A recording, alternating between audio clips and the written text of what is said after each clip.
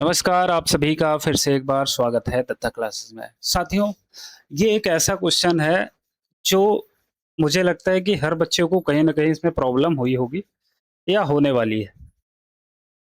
तो एक बेहतरीन स्टेप के साथ, एक बेहतरीन मेथड के साथ मैं इन क्वेश्चन को बताता हूँ और आज के बाद इन सारे क्वेश्चन में तुमको कभी भी कोई भी प्रॉब्लम नहीं होगी, ठीक है?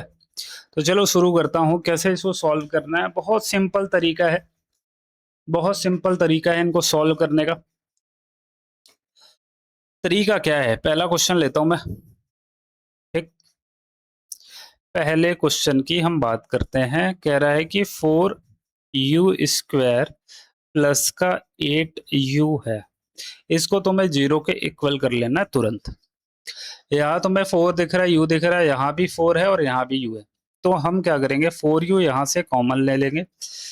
तो यहाँ क्या बच जाएगा, u बच जाएगा और 4 2 z यहाँ पे 2 बच जाएगा, इज इक्वल टू 0, है ना। अब क्या करना है, एक बार इस पोर्शन को तुमको जीरो के इक्वल ले लेना है। 4u इज इक्वल टू 0, तो u की वैल्यू कितना आ गई भाई, ये 4 उधर जाएगा, 0/4 0 ही होता है। तो फाइनली एक u की वैल्यू तुम्हारी कितनी आ गई, 0 आ गई। इस पोर्शन को भी जीरो के इक्वल कर लो, u plus 2 is equal to 0। यहाँ से u की वैल्यू कितनी आ गई, -2 आ गई, है ना। पहली वैल्यू हमारी अल्फा होती है और दूसरी वाली वैल्यू हमारी बीटा होती है। तो यहाँ से तुमने अल्फा और बीटा निकाल लिया, जैसा कि तुम निकाल सकते हो बहुत आसानी से। अब हमें चाहिए ए बी सी की वैल्यू। अब मुझे बताओ, यहाँ पे 4u² लिखा है प्लस का 8u लिखा है और c की जगह हम 0 मान सकते हैं, है ना। अब यहाँ से देखोगे तो कंपैरिजन करा लो, ax² प्लस bx प्लस सी में, है ना। अब मुझे बताओ a की वैल्यू कितना है, आप कहोगे 4 है, तो a की वैल्यू 4 आ गई। b की वैल्यू यहाँ से बताओ कितना है, 8 है, तो b की वैल्यू 8 लिख लो। और c की वैल्यू कितना है, 0 है, तो यहाँ पे 0 लिख लो। ठीक, इतना तो आप पहले भी कर सकते थे, है ना। इतना तो आपने किया ही होगा। अब आगे क्या करना है तुम्हें, आगे जो इनका रिलेशन है उसको वेरीफाई करना है, जीरोस और कोफिशिएंट। अच्छा, ये जो ए बी और सी है ना, ये तुम्हारे कोफिशिएंट होते हैं और जीरोस अल्फा और बीटा होते हैं। तो इनके बीच जो रिलेशन होता है उसको वेरीफाई कराना होता है। रिलेशन क्या होता है, तो ये होता है alpha plus beta is equal to होता है -b/a। ठीक है। अब ये देखो, अल्फा और बीटा जीरोस हैं, बी और ए क्या है, कोफिशिएंट है, इनके बीच ये रिलेशन होता है, इसको वेरीफाई कराना है। अगर दोनों इक्वल आ जाएंगे तो वेरीफाई हो जाएगा, है ना। अल्फा की वैल्यू कितना निकाला था, 0 निकाला था, वह यहाँ पे रख दो भाई। बीटा की वैल्यू कितना है, -2, यहाँ पे रख दो। माइनस बी की वैल्यू बताओ कितना है, बी कितना निकाला था, यहाँ से बी 8 निकाला था, वो रख दो।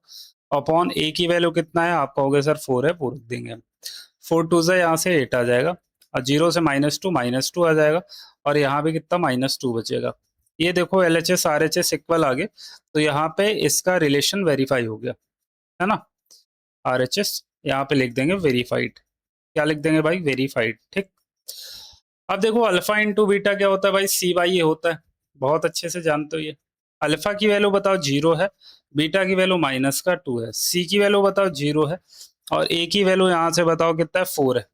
सी की वैल्यू देखो यहाँ पे 0 है, ये मल्टीप्लाई कराओगे कितना आ जाएगा, 0, और 0 में 4 से डिवाइड करोगे तो 0 ही आएगा। यहाँ भी देखो LHS और RHS क्या हो गए, इक्वल हो गए।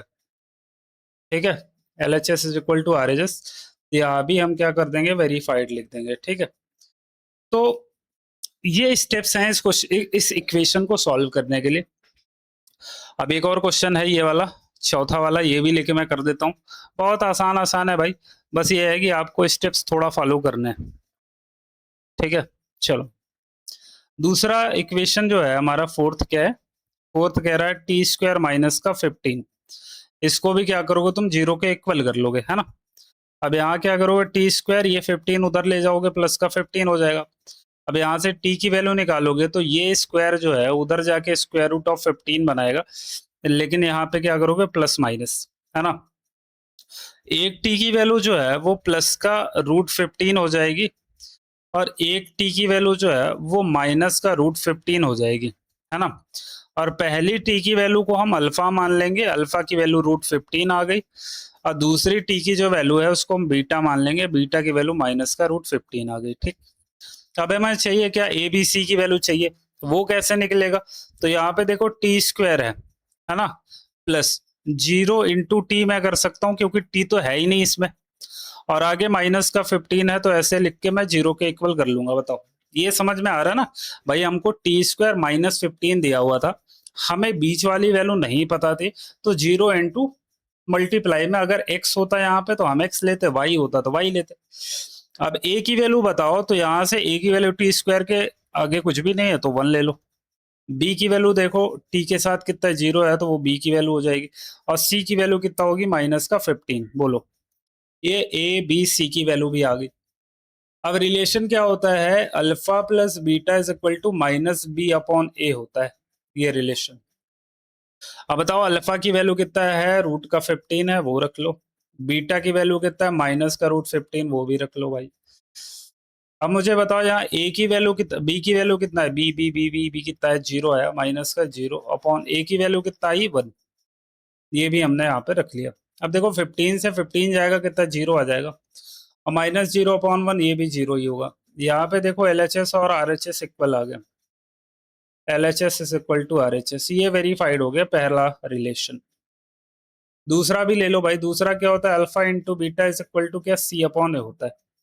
अब मुझे बताओ अल्फा कितना है, तो आप कहोगे सर रूट का 15 है, बीटा कितना, माइनस का √15 है, सी की वैल्यू कितना है, माइनस का 15 है, वो रख लिया, ए की वैल्यू कितना है भाई 1 है, वो हमने रख लिया।